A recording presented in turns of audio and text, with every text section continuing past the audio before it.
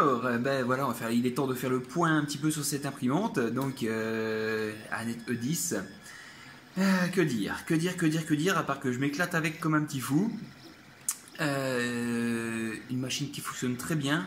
Pour ma part, il y a eu quelques personnes qui ont eu des petits soucis à régler, mais aussi pas mal de petites modifications à faire pour qu'elle soit vraiment opérationnelle à 100%. Quand on la reçoit, on la monte, elle est opérationnelle. Ça, c'est pas le souci. Après, on peut l'améliorer. C'est exactement ce que j'ai fait en mettant un. Hop, on va essayer de voir. Avec le contre-jour, c'est pas évident. Voilà, j'ai imprimé donc ce. On va mettre un petit coup de flash. Tac. Voilà. J'ai imprimé donc pour tendre la courroie ici ceci, pour tendre la courroie ici ceci. Pour régler le Z, donc là ici, voilà, ça. Pour améliorer la ventilation, cette buse et les ventilateurs en 40 mm. Voilà, il y a quelques améliorations à faire, mais l'imprimante est 100% fonctionnelle. Là, on voit qu'elle est en train d'imprimer des porte-clés.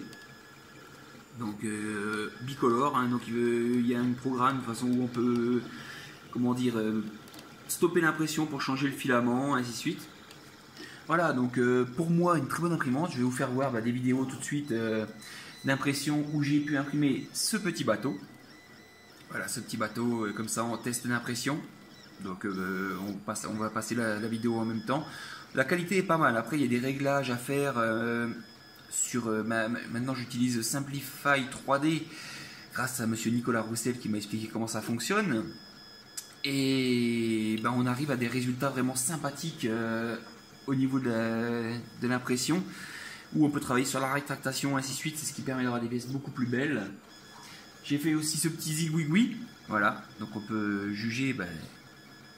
Hop, je sais pas si le mat9 va me faire une mise au point, mais la qualité de l'impression, c'est vraiment super fin, c'est net, c'est nickel quoi.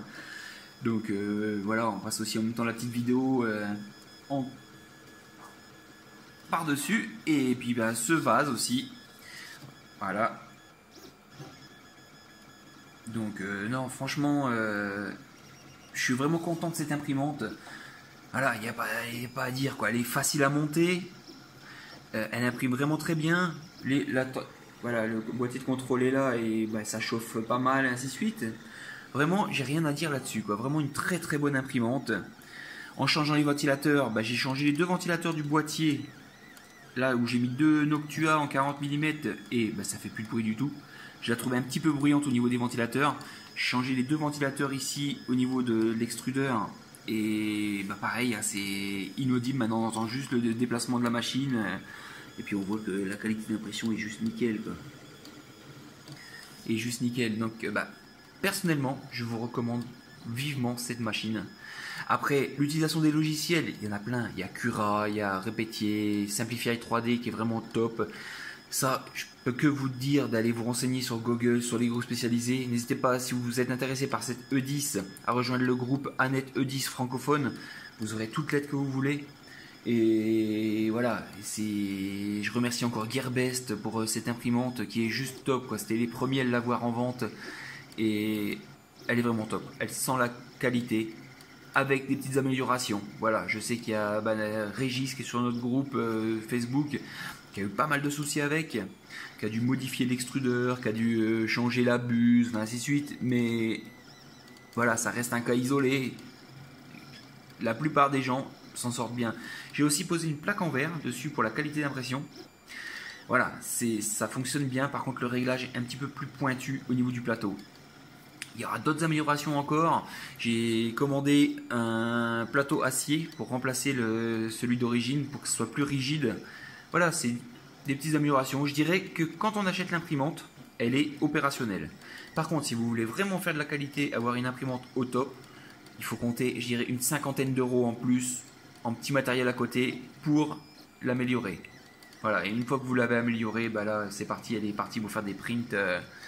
Il y a Nicolas, il se tape des prints de 12, 16, 20 heures, c'est un grand malade. Voilà, donc je vous présente en même temps, vous avez dû voir les petites vidéos qui sont que j'ai incrustées dedans. Et puis tout de suite, en haut, je vais vous mettre les liens pour l'unboxing et puis le montage. Et puis voilà, que dire, à part, n'hésitez pas à aller sur gearbest.com pour aller chercher cette Aneto 10 et vous serez vraiment pas déçus, quoi. Elle est aux alentours des 250 $, et pour ce prix, c'est vraiment tip top, quoi.